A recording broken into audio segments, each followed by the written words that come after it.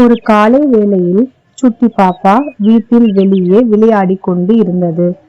அப்பொழுது சுட்டி பாப்பாவின் நண்பனாகிய நாய்க்குட்டி சோகமாக நடந்து கொண்டு வந்தது. அதை பார்த்த சுட்டி பாப்பா நாய்க்குட்டியை தூக்கி பிடித்து வீட்டிற்குள் சென்றது. நாய்க்குட்டியிடம் ஏன் சோகமாய் இருக்கிறாய் என்று கேட்டபோது நாய்க்குட்டி அழுது கொண்டே தன் முன்காலை காட்டியது. நாய்க்குட்டியின் காலில் முள் குத்தி இருந்ததை பார்த்த சுட்டி பாப்பா அதை கையால் எடுத்து போட்டது.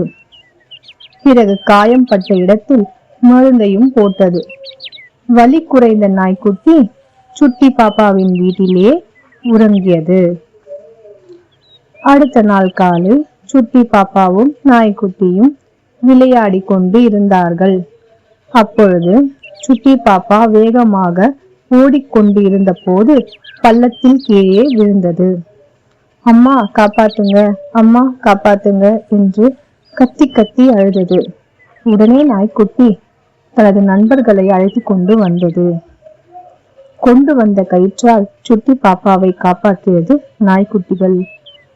சுட்டி பாப்பா நாய்க்குட்டிகளை கட்டி தழுவி நன்றி கூறியது. நண்பர்கள் என்றால் இதுதான், ஒருவருக்கொருவர் உயிராய் நிற்பதுதான் நட்பு.